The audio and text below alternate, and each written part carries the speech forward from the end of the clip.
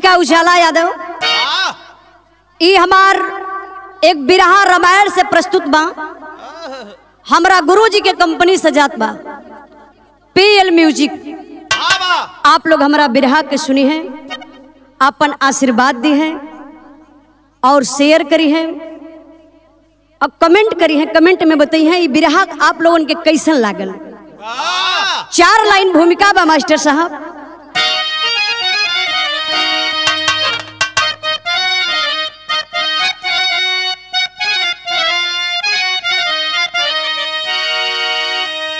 अपने जिद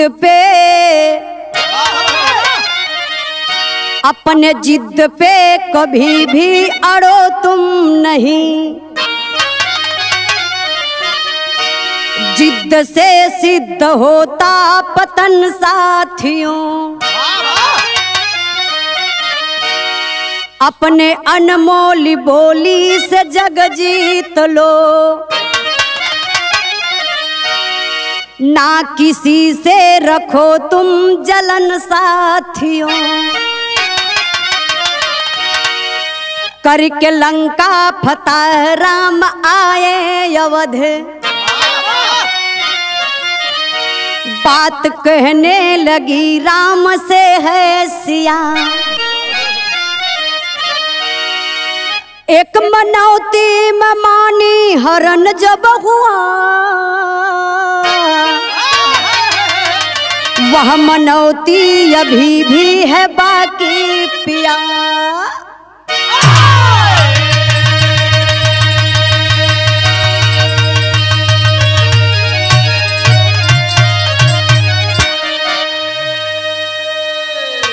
हे बाबू, जिद बड़ा खराब चीज बा हो। चाहे कौना भी चीज का जिद हो, पहले एक बार माइंड में सोचे के चाहिए। लेकिन हम बताओ बनी एक लाइन कव्वाली का टुकड़ा लगल बा मास्टर साहब। मुझे आना नहीं था, मुझे आना नहीं था, बुलाया गया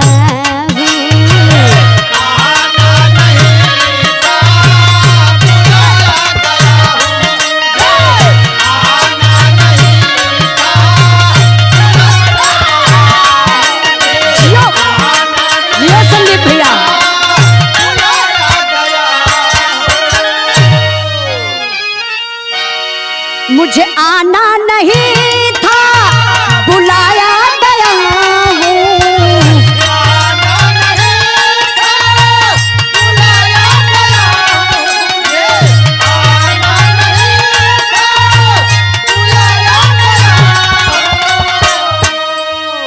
मुझे पीना नहीं था, पिलाया गया हूँ।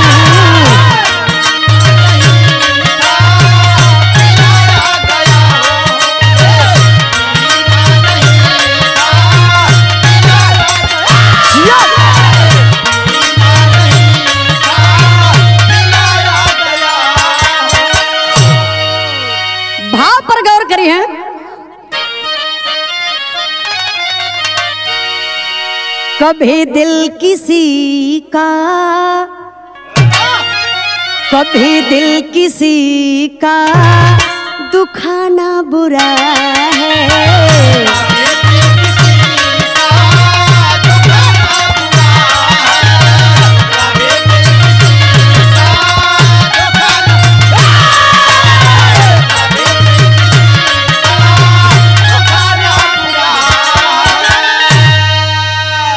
कभी दिल किसी का दुखाना बुरा है, कभी दिल किसी का दुखाना बुरा है। बहुत अच्छे।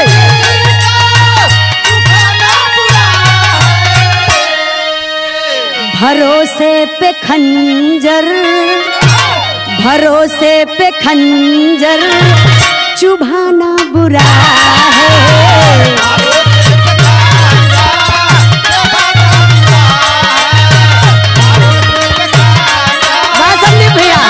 बहुत अच्छे।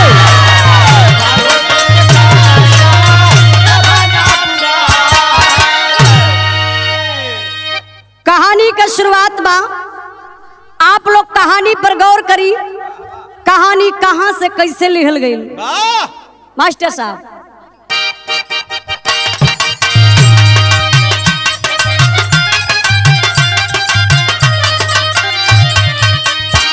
कहीं सिया सजन से योजना बनाना है, बुला के 5 ब्राह्मणों को घर खिलाना है। कहे श्री राम प्रिय आपको है ज्ञान नहीं, खिलाना ब्राह्मणों को इतना है आसान नहीं।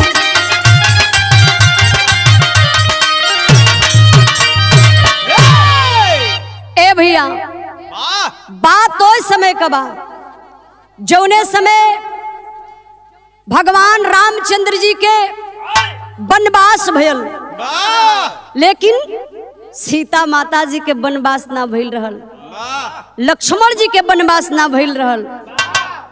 सीता जी साथ में गईली, सीता हरण हो गयल।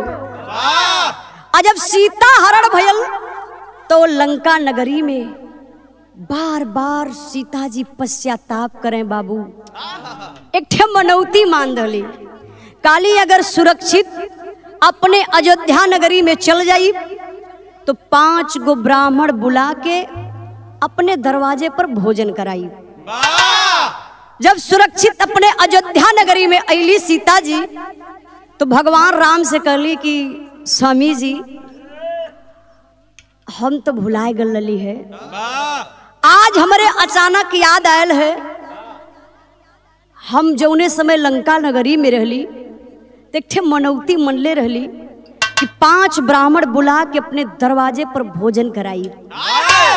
भगवान राम कहलन कि ब्राह्मण के खियाई इतना आसान नहीं खे,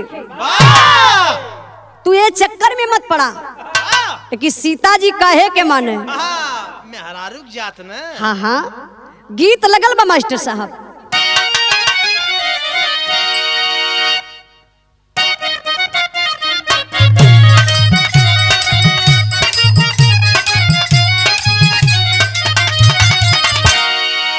कौन भतर कटनी भतार के फसवलस, हमारा के देखेला त खास हो नहीं ना से, नहीं ना से हमर से जिया रहत उपवास हो नहीं ना से।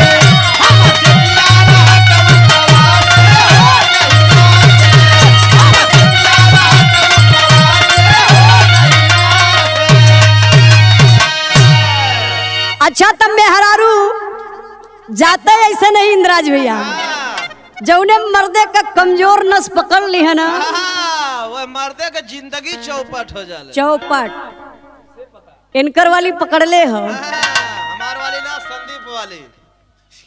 सीता जी का कैली मास्टर साहब भाव बा, जवन जवन चाहली करावे मेहरारू, कान धा उठावा बैठावे हो डहकावे डहकावे, अपने अंगुरी पे मरद के नचावे हो डहकावे।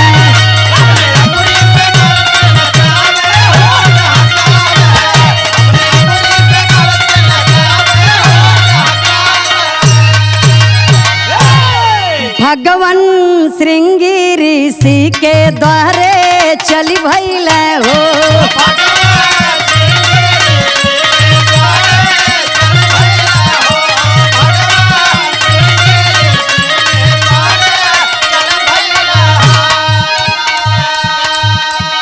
अर्जी मुनिवर के आगे प्रभु जी तब कैले हो।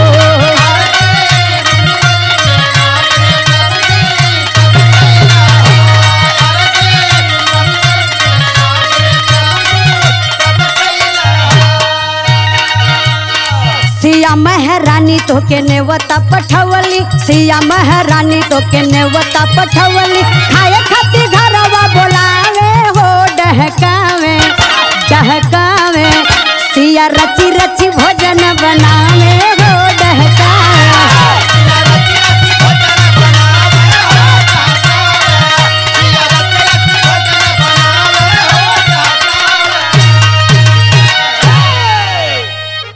भगवान राम सीता माता का बात सुन के ब्राह्मण के बुलावे बदे चल रहे। तो सबसे पहले भगवान राम सोचले कि चली श्रृंगी ऋषि के दरवाजे। जब श्रृंगी ऋषि के दरवाजे पर गईलन, कहला कि मुनिवर की जय हो, आपसे हमार निवेदन बा, सीता जी आपके बड़े प्यार से निमंत्रण भेजोले बानी, आपके हमरे दरवाजे पर भोजन करे के बा। अरे जब इतनी बात श्रृंगी ऋषि सुनलन हो तब धोती कसा लगना, तब भयल का मास्टर एक लाइन गीत लगल बा।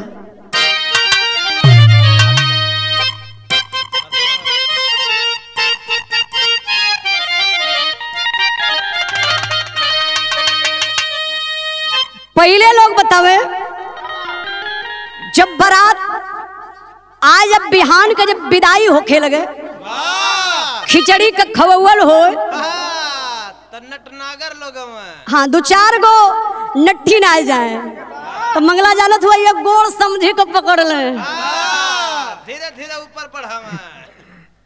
और अपने भाषा में क्या बोले पता हो? क्या समझी बड़ा पियर पियर धोती पहले बड़ा हो, तो समझियो कि नियत खराब जब बड़ी निम्मन निम्मन रहा हो। और तब ले दूसर की का कहे, कैसे कहा मास्टर साहब? अरे उड़ा वाला ए समझी बाबू बड़ा पियर पियर धोती चमका उतरा हो, कुछ मिली ने भी नौशावर। अरे काया समाजी कुछ नेगो दे दे हो हमारा के। अरे उड़ा वाला अरे उड़ा वाला अरे उड़ा वाला अरे उड़ा वाला बिना तेल को जहाजिया, बिना तेल को जहाजिया उड़ा वाला बिना तेल को जहाजिया उड़ा वाला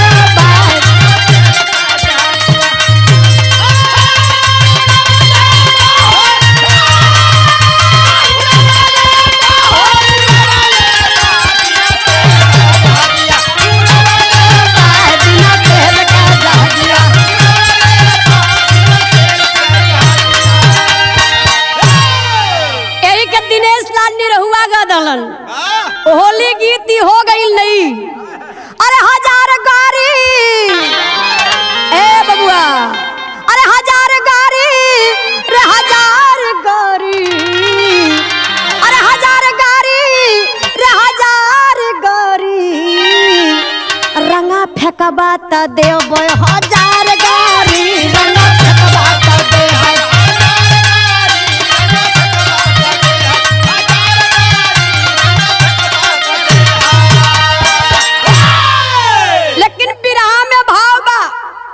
श्रृंगी ऋषि करत क्या हुआ मास्टर साहब?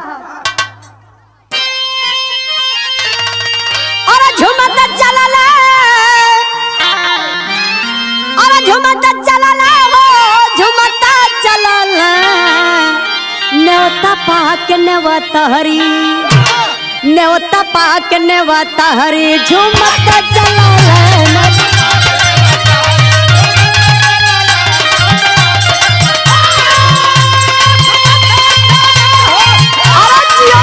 क्या बात है, बहुत अच्छे।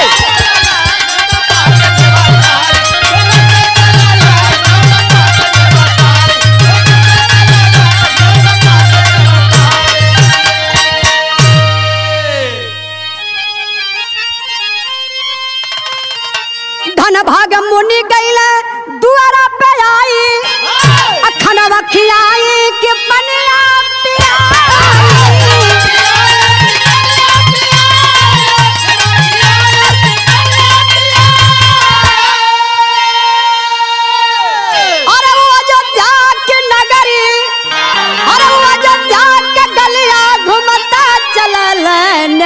पाक नेवता हरी, नेवता पाक नेवता हरी, झुमत चलला, नेवता पाक नेवता हरी।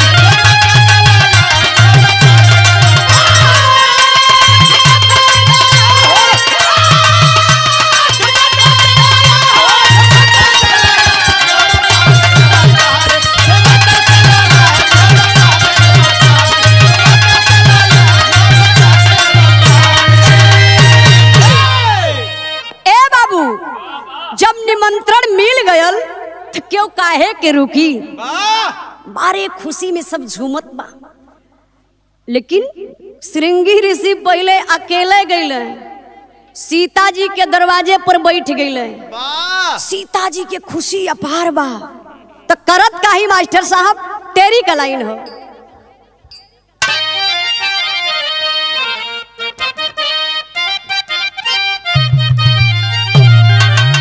अरे मोरे राम सुकुवारी सीता सेवा में जुटी, श्रृंगी ऋषि महल में बैठा आसन मारी, अरे हो मारी, अरे हो मारी। अरे सीता के अपार खुशी है न हो, बड़का परात लेके अली, गंगा जल डलली, श्रृंगी ऋषि का हाली हाली पांव पखारत हई। अब हर घर में खाना का तैयारी का होत बा मास्टर साहब, गीत बदल गईल बा।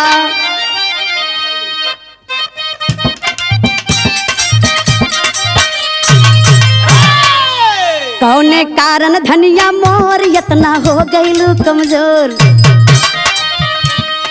कौने कारण धनिया मोर यतना हो गईलू कमजोर, के ना मरलई के गरियौलै नहीं हरवा में।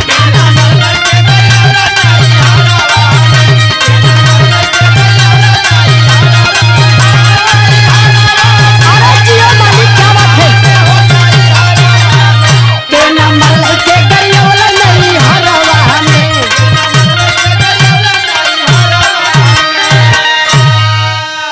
अच्छा तो भोजन का बनल बा है मास्टर साहब। सिया भोजन परोसे दौड़ी छानल छानल फुलल, सीता भोजन परोसे दौड़ी छानल छानल फुलल, पकौड़ी सब्जी रायता दही कचौड़ी वही मोहल्ला में।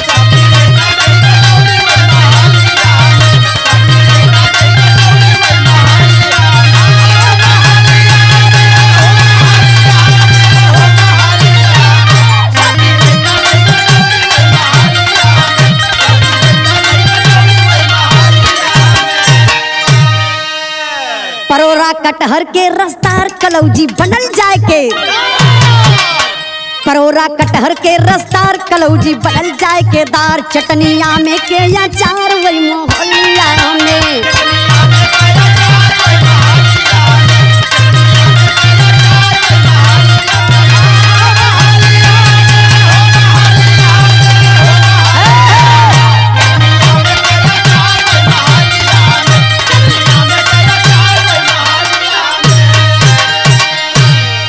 पापड़ किस्म किस्म के बाटे सलाद रिद्धि सिद्धि, पापड़ किस्म किस्म के बाटे सलाद रिद्धि सिद्धि, काटे मुनिवर ओठ जीभ से चाटे वही मोहल्ला में।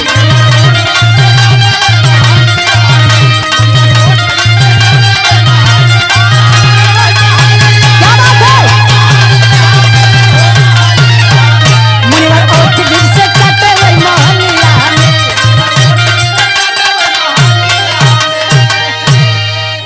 पतरी आने सगरो गईली खाना गायब सगरो, पतरी आने घर में गईली खाना सगरो गायब, पौली सीता हाथ कबारे धैली वही मोहल्ले में।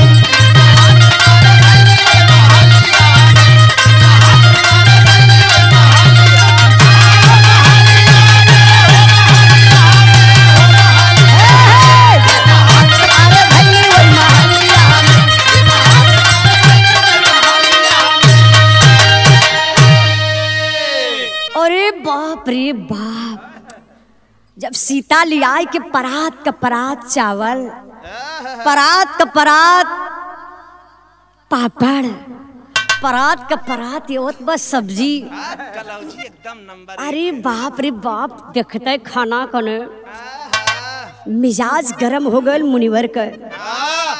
सलाद दू जने लेखिए नी न, अब वो देर काहे के करे, श्रृंगी ऋषि खाए शुरू कइले। अब खाना घर में से आवता श्रृंगी ऋषि खात बड़े, और सीता सुतली की खाना पहुंच गल बा।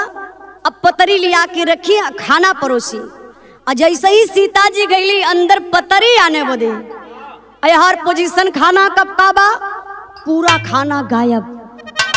सीता जाए कि वही रसोई घर में कपारे हाथ धई के बैठली कहली ई हम जिंदगी में गलती कदहली का अब करी तो करी का। तबले भगवान राम बहरवा से भागल भीतरा गईलन आ सीता जी से कहले का मास्टर गीत बदल गई।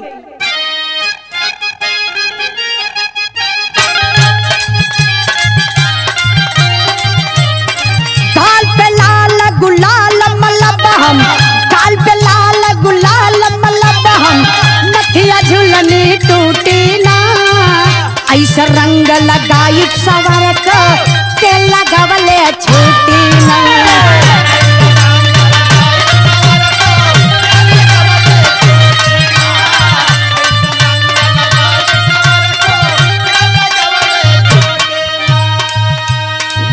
भगवान राम सीता से कहत हुआ का कहले मास्टर कईल मनवती तोहरो सगरो, कईल मनवती तोहरो सगरो, कहा तया जपुरा दीका।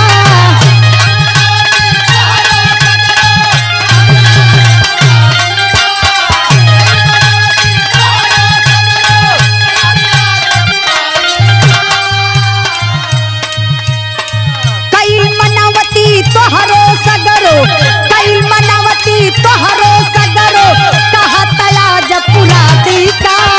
भेज के न्योता चारि गो ब्राह्मण औरी इहाँ बोला दीका।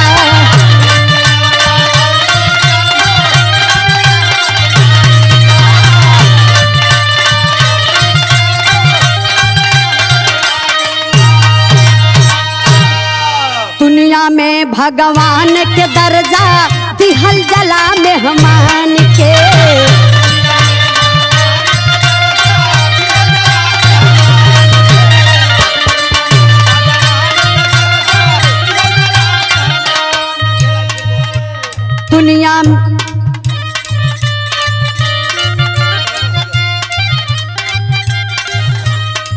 दुनिया में भगवान के दर्जा दिहल जला मेहमान के।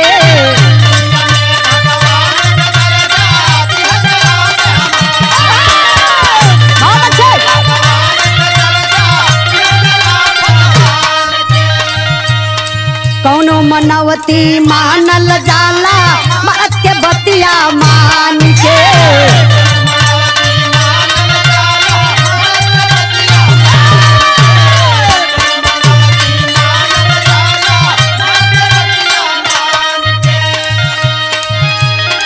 घर में खाना होखे तो उन्हन लोग के भोग लगा दी का।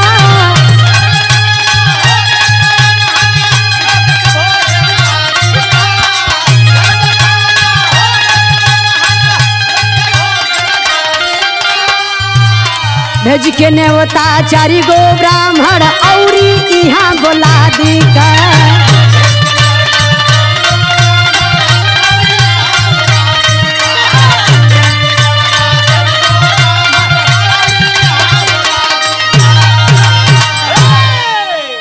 भगवान राम कने का हो बड़ा फैयात रहलू है। 5 गो ब्राह्मण खियावे के बा आयल समझ में। अच्छा तो कुछ घर में खाना हो तो बतावा। 4 जने जो बाकी हुआ ओ लोगन के बुला दे। अरे सीता कपारे हाथ धैलही है यो बाबू, हथवा जोड़ के कहे लगली भगवान राम से। का कहली मास्टर साहब पहपट बा।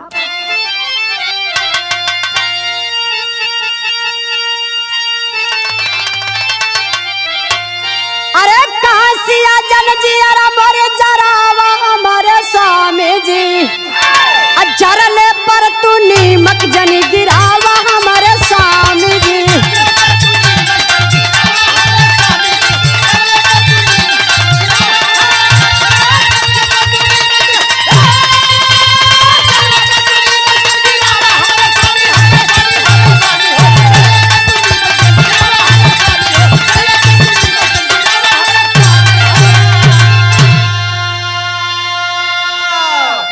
मुनिवर आज सिया के बढ़ल बड़ी परेशानी हो, हाथ धोवा के अब तू हमके पिया द जान की पानी हो।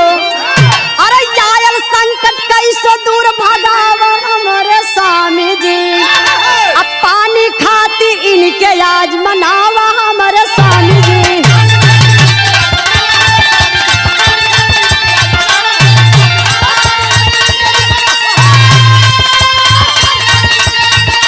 क्या बात है, बहुत अच्छे।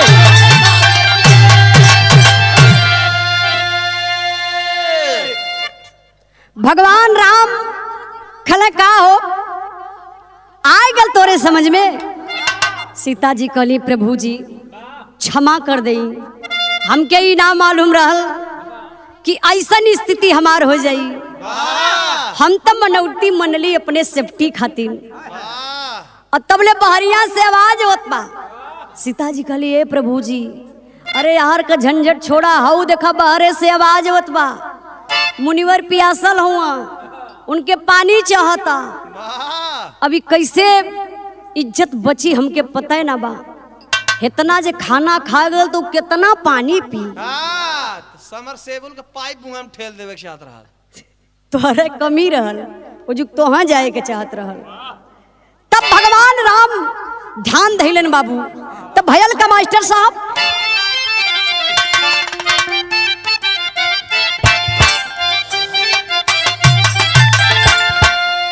अरे संत के खियावल होया साना नाही दुनिया में भैया।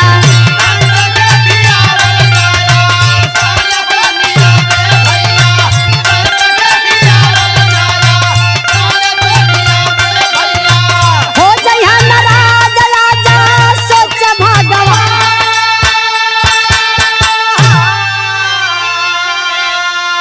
आया गिला गो बज्जर पारे ऐसन नेवता हरि बाबू।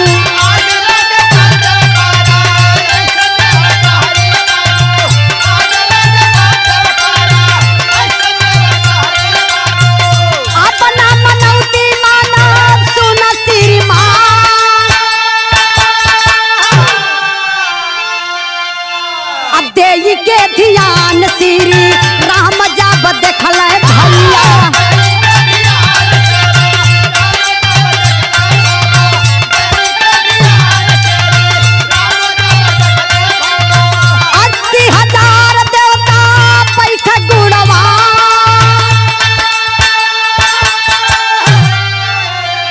हाथ जोड़ी मुनि आगे राम तब भैले बाबू।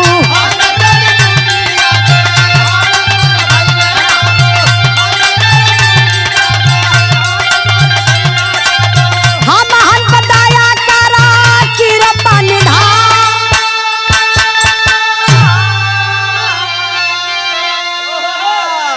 भगवान राम जब ध्यान लगौलन कि आखिरी होत का बा, तब भगवान राम की समझ में आयल कि अरे श्रृंगी ऋषि अकेले बैठल हुए हैं, लेकिन श्रृंगी ऋषि के पीछे 80,000 देवता बैठल हुआ। श्रृंगी ऋषि खात हुए और 80,000 देवता के पेट में जात हो। तब भगवान राम समझ गए कि ओ हो अब हम पानी तो ना ये जन्म में पिया पाई। जाय के श्रृंगी ऋषि के सामने खड़ा भइलन भगवान राम, झुक गए, कहले प्रभु जी ए जन्म में तो पानी हम ना पिया पाई, लेकिन वादा करत बनी द्वापर युग में पानी जरूर पियाई बाप के। तो द्वापर युग में भगवान राम श्रृंगी ऋषि के पानी कैसे पियावत हो मास्टर साहब। अरे बोले रघुबर मुनिवर से तो मीठी बनिया, द्वापर युगवा में तो क्या पियई बनिया।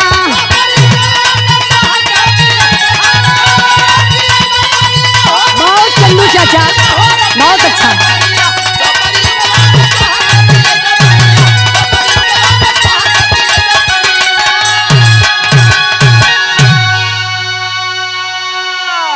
द्वापर युगवा में भइले कृष्ण अवतार हो, गोवर्धन का पूजा कैले मदन मुरार हो। अरे बरखा करवल भारी इंद्रगनिया,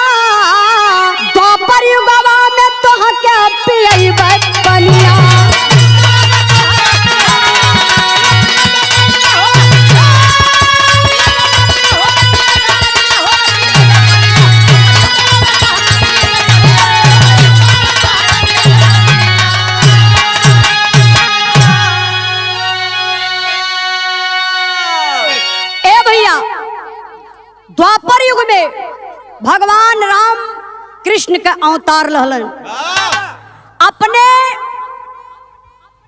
यादव बिरादरी में वाह गोवर्धन पूजा होला। जब ये गोवर्धन पूजा होखे लगल तो इंद्र देवता सोचल है कि इन्हन के भंग करी। ये पूजा के भंग करब जरूर, कहे से कि हमार पूजा ना कह के कृष्ण भगवान का लोग पूजा करता। वाह वो पूजा के भंग करे के लिए, वो पूजा के भंग करे खातिर लगल बरस। आ इंद्र भगवान इतना बरसल, इतना बरसल, इतना बरस दल, कोनकर पानी खत्म, पानी पानी हो गयल, जल जल हो गयल। तब कृष्ण भगवान ये बात के समझ गए। कहले ओहो का समझला मास्टर, खेला बुझला इंद्र के तब कृष्ण मुँह से कहला, आ गोवर्धन गिरी के कानी अंगुरी पर उठावला।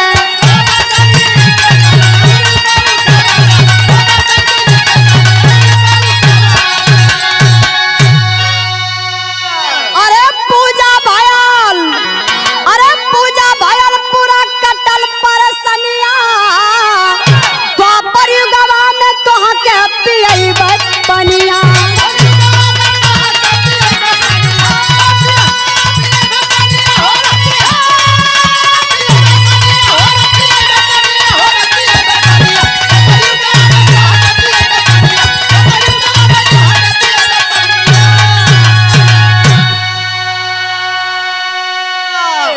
कृष्ण भगवान समझ गए कि ई इंद्र देवता लीला करत हुआ, वाह और वो हमारे आगे। बस कृष्ण भगवान अपने ही कानी उंगलिया पे गोवर्धन पहाड़वा के उठा लल। आप लोग देखले हो बा सीरियल में, टीवी पे, फोटो में, ऐसे ही कृष्ण भगवान उठौले हमें। लेकिन अब का भयल कि सब जले जल हो, ऐसे ही उठौले हम कृष्ण भगवान, ऐसे ही अपने कानी उंगली पर गोवर्धन पहाड़ के उठौले हुए। लेकिन नीचे सब जले मर चल बा, सब पानी बा। लेकिन अब पूजा कैसे हुई? तब कृष्ण भगवान एक काम कैलन, पनिया हटावे खातिर मुनि के बोलावला, अब पानी पी के श्रृंगी ऋषि लालसा पुरावला।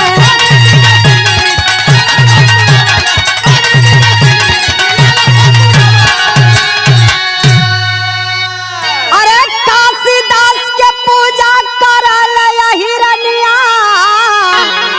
द्वापर युगवा में तोहा के पियई बचपनिया। क्या बात है?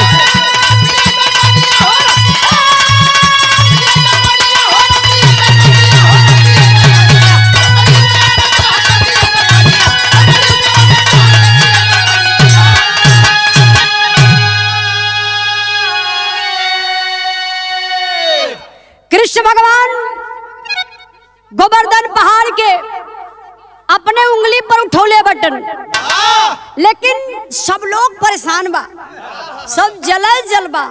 आखिर पूजा होई कैसे? तब कृष्ण भगवान याद कैले, त्रेता युग में वादा कैले बानी श्रृंगी ऋषि के पानी पियावे के, तो ऐसे बढ़िया मौका श्रृंगी ऋषि के बुला लले। काले मुनिवर त्रेता युग में भोजन करौली, वादा कैले रहली कि द्वापर युग में तो के पानी पियाई। तो प्रभु जी आई पनिया पी ले। श्रृंगी ऋषि अइलन, पानी के पियलन, अब पूरा पूजा का माहौल बन गया, पूजा शुरू हो गया। तब से काशीदास का पूजा शुरू होखे लगल। आई तब से काशीदास बाबा का पूजा होला। आखिरी हमार कहना बा मास्टर, गुरु बिहारी गुरु गणेश गुरु राम लाल गुणकारी,